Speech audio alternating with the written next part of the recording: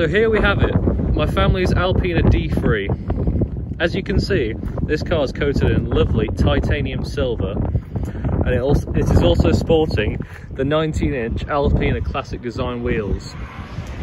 As well as this, you can notice at the back we have this lovely small but efficient boot spoiler, and as well as this Alpina badging with the D3 logo here, D for diesel and 3 for 3 series.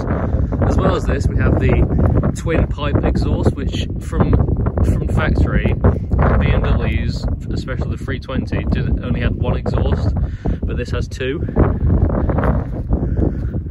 Coming around from the side, here we have the side profile, which is quite a lot different to what the 320 was.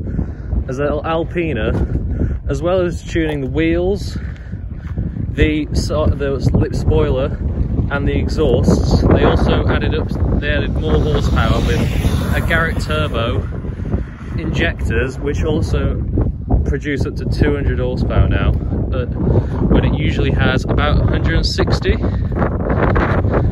Another thing that's quite interesting about the Alpina is the fact that it has this nice lip here, which, as you can see, has Alpina on the front of it.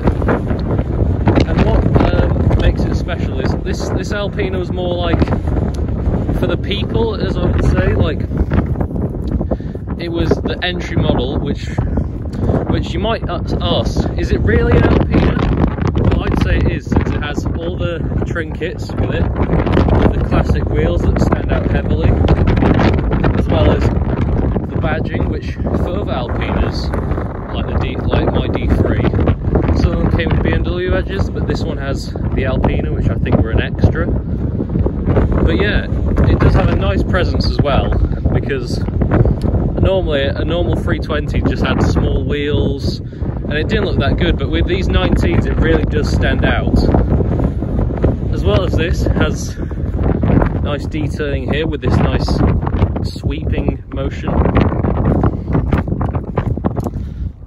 But as a whole, it does look quite nice compared to the normal 320D. So with the bonnet lifted up, you can see what engine it has.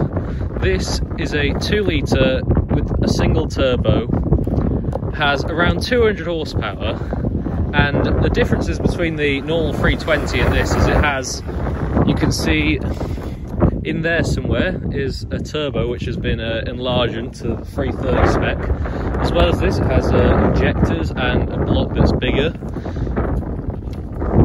And the only thing that has BMW is the actual engine cover, you can see there. Apart from this, that's the only BMW sign. So yeah.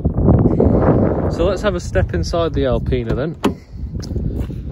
First thing you're greeted with is the lovely Alpina skid panels, and then you have this half leather seat here. So let's step in. First thing you're greeted with is this nice Alpina badge, as well as this lovely gear stick. As well as this, one thing I like with the E90 type cars is these cup holders. I think they're quirky and different to other cars.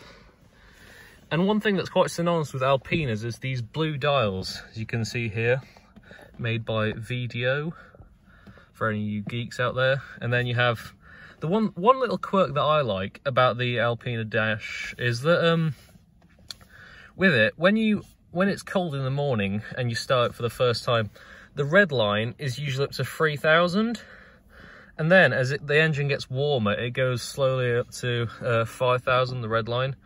And I think that's only with Alpinas and like BMW M cars, which I think is quite a quirky feature. As well as this, you have the regular radio with climate control, BMW Business CD, and just like standard aircon vents. As well as this, you have one little thing that I like is with every Alpina they have a plaque. So here we have one of 614 ever made. This is number 213 Alpina, the BMW Alpina D3, which I like. And then yeah, it's, I'd say, a very nice cabin to be in long journeys. I've been to London and stuff, and it's been faultless, to be honest. I think it's a very nice cabin. So with this Alpina, there's something special about it. When my dad bought it in 2017, he bought it it had a few issues, let's say. Well, the first one was that the engine was completely completely wrong. It threw oil everywhere and it barely even started. So it had a bit of a restoration project. As well as that, it also had the bumper was broken and such things like that. But over like 3-4 years, my dad repaired it and restored it to where it is now. Like, I think it's a very nice example. Just a bit of curving there. Don't send hate in the comments, please.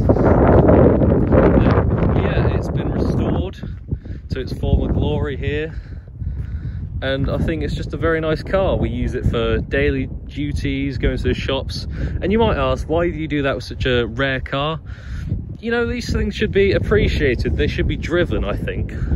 And with it, I think this one particularly has around 137,000 miles on it. And with like lockdown and stuff, we've only covered about 10,000 miles, and we've owned it since we've started driving it since at least like the end of 2019. So yeah, I think that it's a nice well.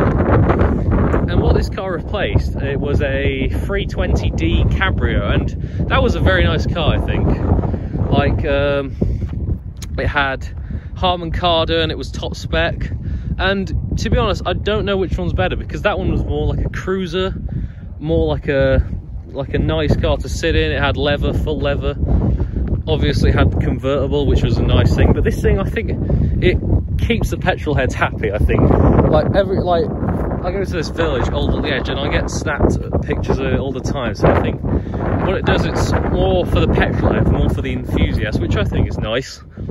As well, it's just an Alpina, and with this being our first Alpina and it being so rare, I just think that like it's not a common sight on the roads. Like, I live in a town that's quite small.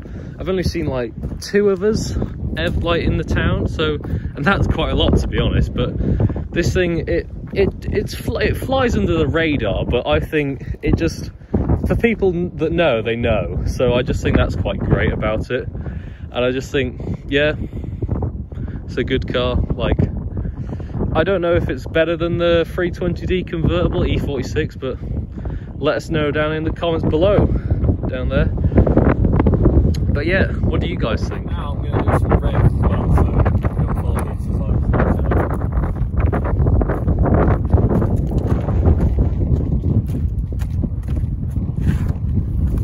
So you can see here, foot on the clutch. As you can see, it's a diesel, so it's not that loud. But I'm gonna give it some revs.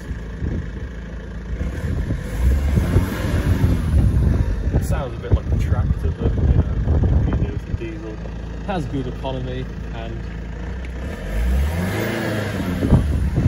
but yeah, I hope you enjoyed that. So here we are inside the Alpina, driving. We have the dashboard, driving, nice view there. And first impressions, I'd say, when I step in, it's not too quick, I'd say. For 200 horsepower, it's all right when you pull. Gets on torque, about 300 pounds-foot of torque, and it pulls all right. Like, compared to the 335Ds, another car we own, it's not that quick. And as well with the manual, I think it could be a bit quicker. 0 to 60. There's sheep in the road. What the hell? This is yeah, we've been interrupted by some sheep here. What the hell? But yeah, you see what I mean? This is, we're just here in the hills, and you know that's what can happen. But yeah, as you can see here, we're going to just pull away, just with an acceleration. And it does go. 200 horsepower, maybe some of that's gone. So it's 14 years old, but for 200 horsepower, 300, it goes, I'd say. Not as quick as the 3.5D, obviously, but it gets along. But yeah, with that, I think I shall conclude. So that's it for now, guys. I hope you enjoyed my first proper video about cars, doing a review. Hope you enjoyed it. Like, what can I say? But don't forget to like, comment and subscribe.